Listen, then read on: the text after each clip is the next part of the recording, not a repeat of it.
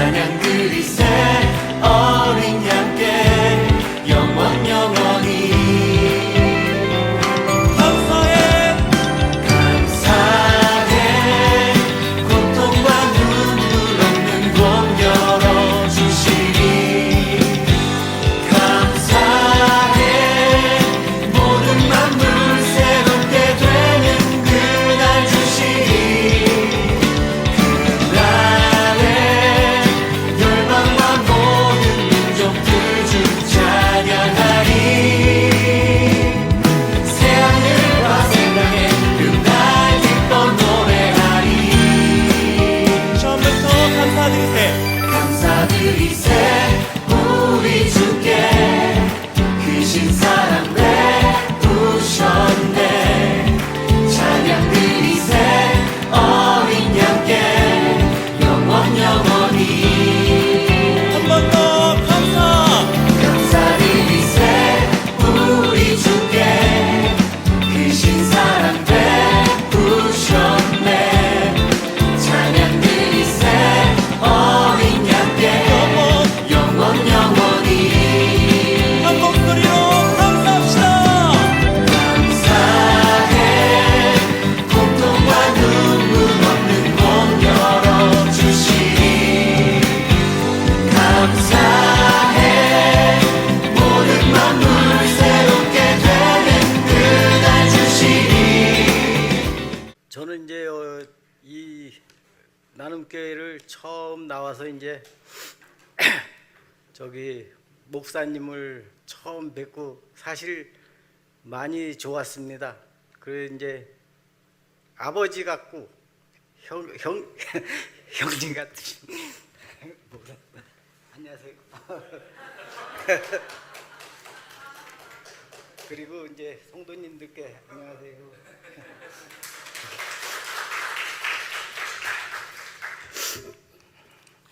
그리고 또 이 자리에 이렇게 서게끔 이렇게 해주신 허근호 권사님한테 감사드립니다. 안녕하세요.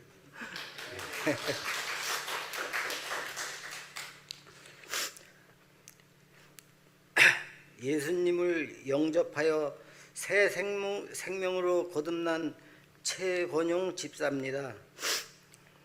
지난 간증 때도 이 영광의 자리에 섰는데 오늘은 주님의 은혜로 이 영광의 자리에 저와 제 아내가 나란히 서는 주님의 은혜를 입었습니다. 제가 요즘 성경 필사를 합니다. 요한복음 3장을 쓰다 보니 니고데라는 뭐라는 바리새인이 나오더라고요. 니고데모는 거듭남이 어떤 것인 줄 아주 궁금했나 봅니다. 사회적 신분이 있는지 밤에 예수님을 찾아와서 두 번째 모태에 들어갔다가 나올 수 있냐고 물어보더라고요.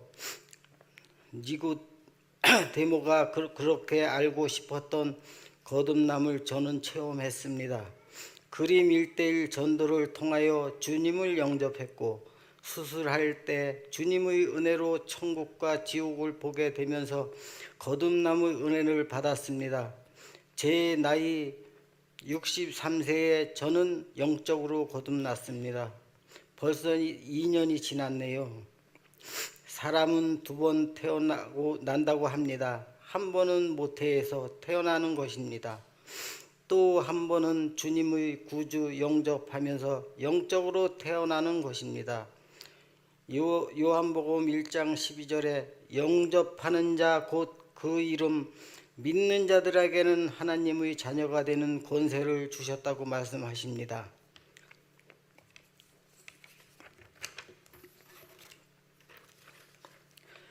저는 하나님의 자녀로 거듭났습니다. 저는 영적으로 다시 태어나서 영적인 귀가 열렸습니다.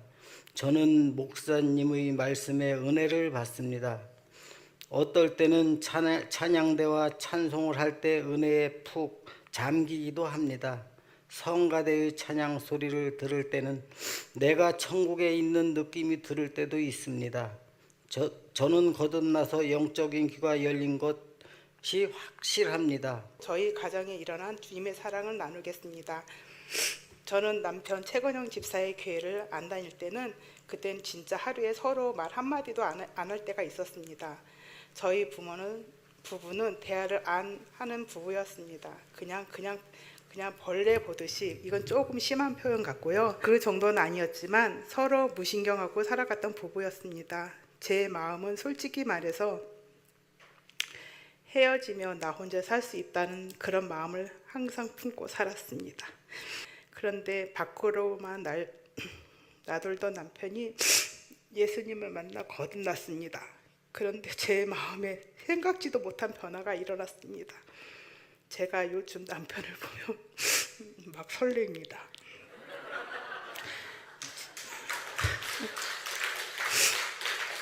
제 생각이 바뀌었을까요? 이게 웬일일까요? 남편 영혼이 바뀌어서일까요? 남편은 나는 예수님을 구주를 영접하고 거듭났다고 확신이 쳐서 말합니다. 옆에서 남편을 지켜보면 거듭났다, 완전 달라졌다는 느낌보다는 주님 만나서 되게 부드러워졌네 라는 생각이 듭니다. 성격은 변하지 않았지만 예수님을 만나고 얼굴 표정이 많이 변하고 말이 많이 달라졌습니다. 아직도 문득문득 욱하는 성질이 올라오고 옛 습관이 아직 많이 남아있고 아직도 자기 주장이 강하기도 합니다. 그러나 확실히 이 사람이 은혜 안에 있다는 생각을 듭니다. 어느 날이었습니다. 제가 남편에게 물을 떠다 주었습니다. 제가 물을 떠다 주면 당연하다는 뜻이 마시던 남편이 그날 제게 고마워, 감사해요 라고 말을 했습니다. 아주 사소한 건데 제가 심쿵하더라고요. 신혼에도 쿵하지 않던 마음이 그 한마디에 막 마음이 설레는 거예요. 요즘 남편을 보면 저는 설레입니다.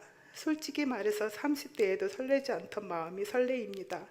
이 사소한 말 한마디에 저에게 없었던 연애 감정이 요즘 애들 말로 연애 세포가 깨어난 것 같습니다. 요즘 저는 제가 너무 신기합니다. 아니, 고마워, 감사, 이 한마디가 그렇게 심쿵한 일인가? 그런데 그 이후로 남편을 보면 제 마음이 막 설레요. 그 한 말 한마디에. 그러니까 글쎄 성령이 임하신 거죠. 그래서 제가 성령이 임하신 거에 하고 선포합니다. 성령님들이 보시기에는 제 남편 최건영 집사님이 매력으로 보이시나요? 성령님이 임하시지 않으면 있을 수 없는 일이 일어났습니다. 제가 남편의 한마디에 가슴이 쿵한 이후에 요새는 남편을 보기만 해도 막 오글거립니다. 아이고, 마음이 오글오글. 왜 제가 요즘 상태가 이렇습니다. 항상 이혼을 생각하던 제가 남편과 헤어진다는 그런 마음을 항상 품고 살던 제가요.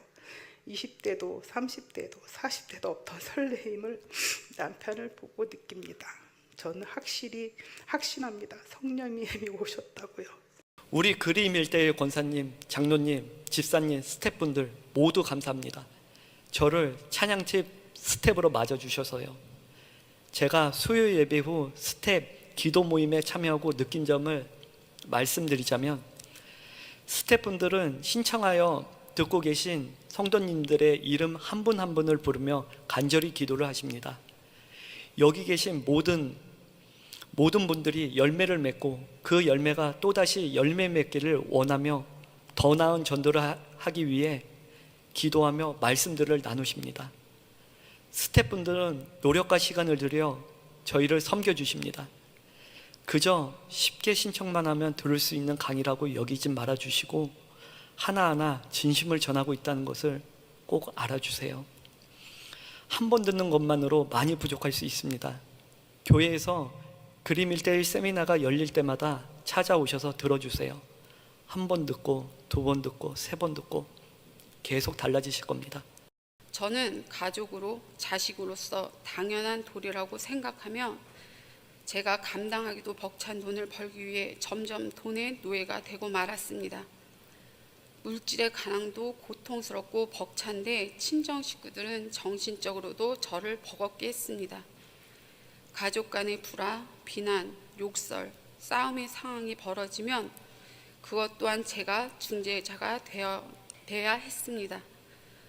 저는 점점 정신적, 육체적으로 무너졌습니다. 저는 맨정신으로는 살 수가 없어 정신과 약에 의존하게 되었습니다. 정신질환이 깊어지고 정신적으로 고통을 참기 힘겨워지면서 약의 개수도 늘어갔습니다. 15년이 넘는 세월 동안 하루에 정신과 약을 15알씩 입에 털어놓고도 불안감, 우울, 불면증, 공황장애로 힘들어 술에 의존하기 시작했습니다. 마음의 병은 깊어져 자살로 생을 마감하고 싶은 생각이 저를 짓누르기 시작하였습니다. 그러는 사이 제 남편과 제 아들 또한 마음의 병이 들기 시작했습니다. 망상과 무기력증으로 하루하루 위태한 저를 보는 제 아들은 보통 아이와 다르게 흔한 투정도 부리지 않고 엄마를 챙기기 시작했습니다. 저희 엄마가 저에게 했던 방관을 저는 아들에게 하고 있다는 생각도 못한 채 무의미하게 살아가던 2년 전 어느 날 저희 아들이 초등학교 때 몇 년 다녔던 춘천 나는교회 허근호 권사님이 저에게 오셨습니다. 허근호 권사님이 저에게 일주일만 늦게 왔어도 저는 지금 이 세상 사람이 아닐 것입니다.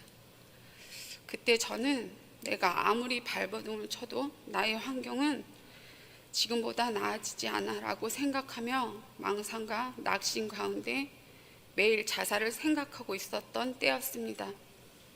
허근호 권사님은 하나님 자체를 부정부신하고 살던 저에게 교회 등록만 하고 나오지 않는 돈의 노예가 되어서 일만 하고 있는 제가 안타까워 성경 전체의 핵심 내용을 담고 있는 그림 1:1로 복음을 전해주고 싶어서 저에게 오신 겁니다.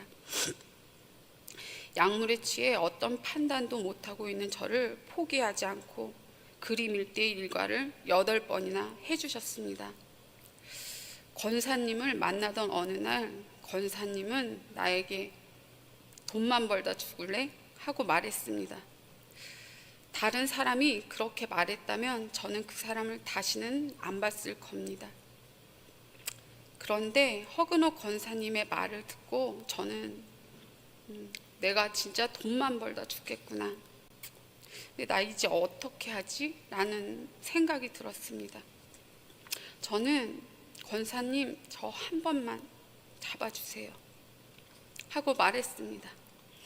허근호 권사님은 지금 저의 문제가 하나님의 형상으로 저를 창조하신 생명과 복의 근원이신 하나님과 분리되고 단절되어 생긴 문제라고 이야기해 주셨습니다.